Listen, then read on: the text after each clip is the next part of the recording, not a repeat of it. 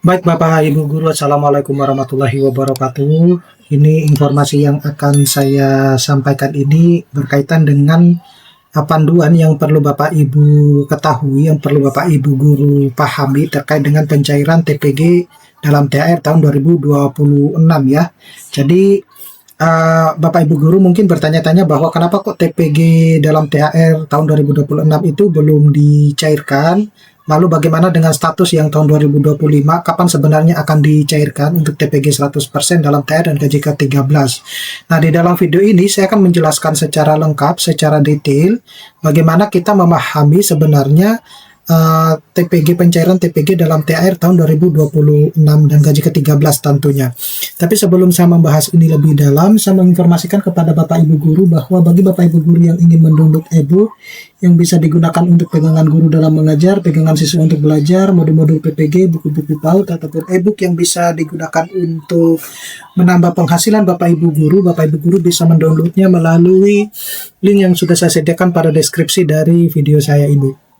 Nah, jadi Bapak Ibu Guru, ini adalah panduan lengkap pencairan tunjangan profesi guru dalam THR tahun 2026, di mana ada syarat kelayakan, jadwal ya, terutama ini jadwal pencairan dan simulasi perhitungan khusus untuk ASN dan P3TK berdasarkan dari Peraturan Menteri Keuangan Nomor 13 tahun 2026.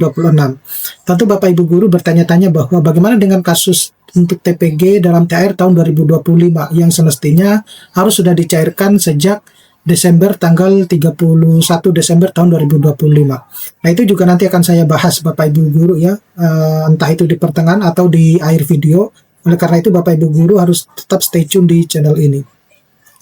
Jadi tambahan 1 bulan TPG dalam THR itu Bapak Ibu Guru itu sudah dibahas atau sudah tertuang dalam Peraturan Pemerintah Nomor 9 tahun 2026 dan Peraturan Menteri Keuangan Nomor 13 tahun 2026 ya. Di mana di peraturan presiden, peraturan pemerintah itu menjadi payung hukum utama pemberian THR bagi aparatur negara. Dan diperkuat lagi dengan dikeluarkannya oleh pemberdayaan Kemenkeu untuk mengatur teknis realisasi dan komponen detail THR tahun 2026. Nah, hal yang pentingnya itu adalah komponen THR ini itu terdiri dari gaji pokok, tunjangan keluarga, tunjangan pangan, jabatan, umum, dan tunjangan kinerja. Jadi TPG itu masuk sebagai komponen substitusi khusus ya di dalam kasus ini. Nah, sebenarnya untuk TPG 100% dalam THR dan gaji ke-13 di tahun 2025, kita ketahui bahwa sudah sebagian daerah itu sudah mencairkannya ya. Tetapi ada juga daerah-daerah yang belum mencairkannya. Pertanyaannya adalah kapan teman-teman guru yang semestinya dapat THR tahun 2025, TPG THR dan gaji ke-13 tahun 2025 yang harus sudah dicairkan tanggal 31 Desember tahun 2025 hingga memasuki lebaran tahun 2026 ini belum dicairkan. Nah, jadi ini berkaitan dengan pembukaan anggaran Bapak Ibu Guru ya. Kalau anggarannya sudah dibuka, kemudian daerah itu wajib harus segera mentransfer TPG dalam THR dan gaji ke-13 tersebut, karena daerah itu hanya diberikan waktu cuma sampai tanggal 30 Juni 2026. Nah, ini realita jadwal pencairan, jadi ekspektasinya itu tentu sebelum lebaran ya. Ada yang bilang bahwa sebelum lebaran cair bersamaan dengan THR utama. Ini tidak tepat Bapak Ibu Guru ya. Jadi fakta sejak tahun 2023 hingga 2025 baik itu lebaran, kemudian ada jeda waktu dan pencairan seperti itu. Jadi berdasarkan tren tahun-tahun sebelumnya, TPG THR ini menyusul beberapa bulan setelah lebaran. Nah, Kemenkeu dalam hal ini pusat telah mentransfer ke pemerintah daerah, tinggal kemudian pemerintah daerah meneruskannya ke rekening Bapak Ibu Guru.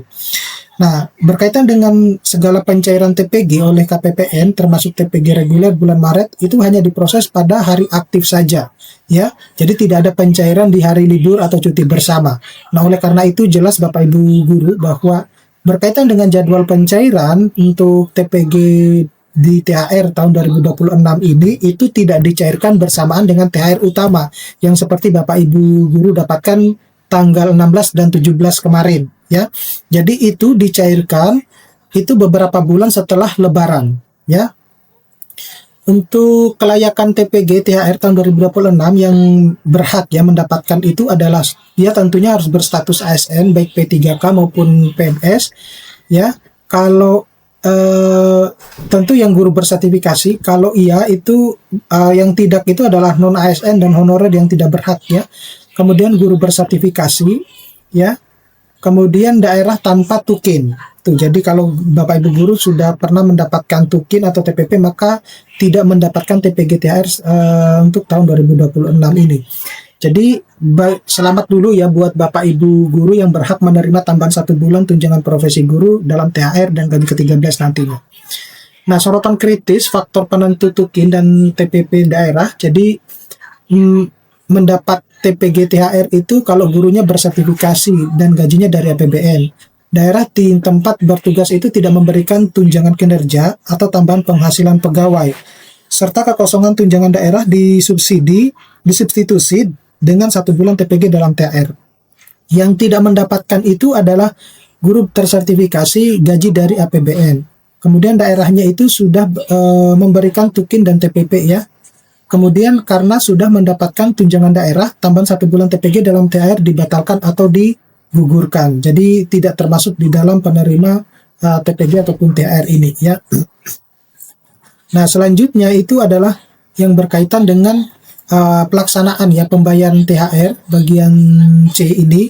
Jadi komponen yang diberikan dalam THR itu diatur sebagai berikut. Jadi PNS, kemudian P3K, prajurit TNI, dan anggota Polri.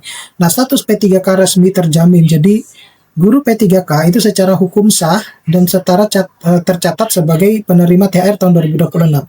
Namun besaran nominal yang diterima itu mutlak ya, ditentukan oleh masa kerja sebelum hari raya. Kemudian ini matriks masa kerja P3K. Jadi tentu harus lebih dari yang 1 tahun kerja ya, maka dapat THR penuh.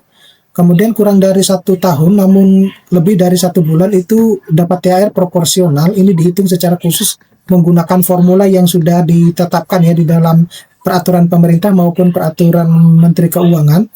Kalau yang kurang dari 1 bulan sebelum hari raya maka dia tidak dapat THR. Jadi silakan Bapak Ibu guru melihat kondisinya, apakah Bapak Ibu guru itu termasuk yang sudah lebih dari 1 tahun atau kurang dari 1 tahun atau kurang dari 1 bulan. Jadi aturan bagian 11 PMK tanggal 13 nomor 13 tahun 2026 itu menetapkan masa kerja sebagai filter besaran THR bagi P3K. Untuk formula proporsional P3K, jadi ini rumusnya Bapak Ibu guru. N itu adalah lama bekerja secara penuh ya, dibagi dengan 12 ya, total bulan dalam 1 tahun. Kemudian dikalikan 1 kali penghasilan 1 bulan. Maka itu yang akan didapatkan sebagai THR bagi P3K. Gitu ya. Nah, formula ini itu memastikan keadilan. Jadi Bapak Ibu guru itu Anda dibayar tepat sesuai dengan porsi waktu dedikasi Anda di tahun berjalan sebelum jatuh bulan THR-nya. Nah, untuk simulasi kasus real untuk P3K, kalau kita lihat di sini, jadi untuk skenario A ada 2 skenario yang dicontohkan. Kalau skenario A, misalnya pengangkatan 1 Maret 2026, maka konteks THR cair awal April atau akhir Maret, masa kerjanya itu kurang dari 1 bulan kalender utuh, hasil kalkulasi berarti 0. Berarti dia tidak berhak atau tidak mendapatkan THR.